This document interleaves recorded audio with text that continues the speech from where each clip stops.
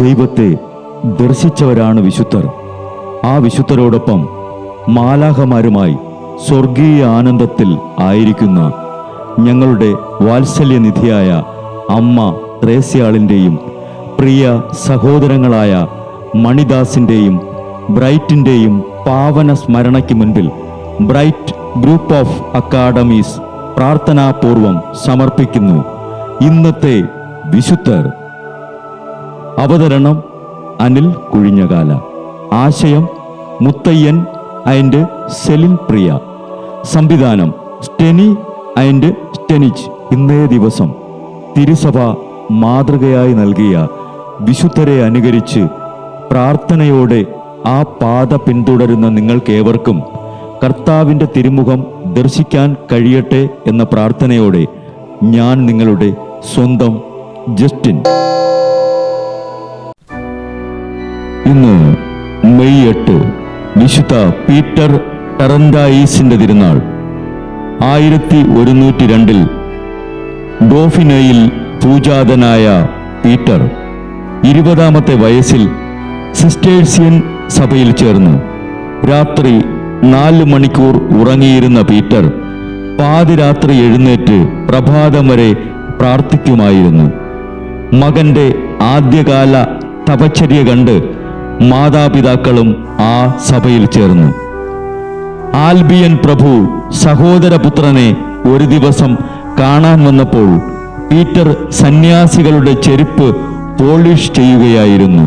ധ്യാനനിരതനായി ജോലിയിൽ ഏർപ്പെട്ടിരുന്നതിനാൽ ഇളയച്ചൻ വന്നത് പീറ്റർ അറിഞ്ഞില്ല. 1142 വിശുദ്ധ ബെർണദാദിന്റെ നിർദ്ദേശപ്രകാരം ടറൻഡായിസിയിലെ മെത്രാനായി പീറ്ററെ തിരഞ്ഞെടുത്തു. സാവോയിൽ ടറൻഡായിസ് അഥവാ മോൺസ്റ്റിയേഴ്സ് രൂപതയുടെ മെത്രാനായി. മെത്രാനായ ഉടനെ രൂപതയിൽ ഉണ്ടായിരുന്ന അഴിമതികളെല്ലാം അവസാനിപ്പിച്ചു. സാധാരണ സന്യാസികളുടെ വസ്ത്രം ധരിച്ചും തവിട് റൊട്ടിയും സസ്യങ്ങളും പയറും മാത്രം കഴിച്ചിരുന്നു.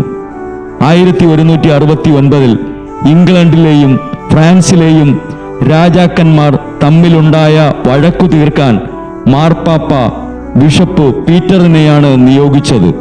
വൃദ്ധനും ക്ഷീണിതനുമായിരുന്നെങ്കിലും ആ യാത്ര ഏറ്റെടുത്ത് അദ്ദേഹം അതിൽ വിജയം വരിച്ചു. 73-ാമത്തെ വയസ്സിൽ ബിഷപ്പ് പീറ്റർ അന്തരിച്ചു. വിശുദ്ധ പീറ്റർ ടറൻഡായിസെ ഞങ്ങൾക്കും ലോകം മുഴുവനും വേണ്ടി മാധ്യസ്ഥം വഹിച്ച് പ്രാർത്ഥിക്കണമേ.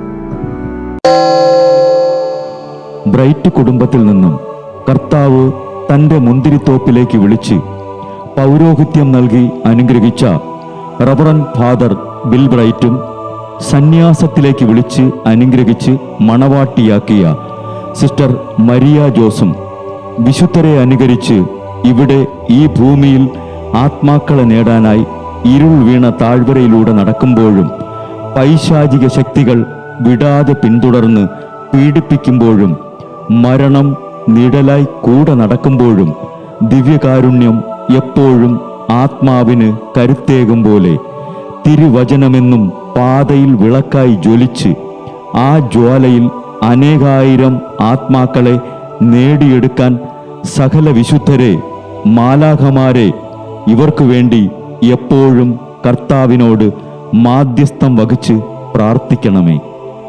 അനുദിന വിശുദ്ധർ നടന്ന വഴിയെ നടക്കുന്ന ഇവർക്ക് പിന്നാലെ കൽപ്പനകൾ പാലിച്ച് കരുത്തോടെ നടക്കുന്ന ഞങ്ങളും ഞങ്ങളുടെ പ്രിയപ്പെട്ടവർക്ക് അരികിലെത്തി നിത്യസൗഭാഗ്യം പങ്കിടാൻ അനുഗ്രഹമരുളണമെന്ന് കർത്താവേ അങ്ങയോട് ഞങ്ങൾ പ്രാർത്ഥിക്കുന്നു.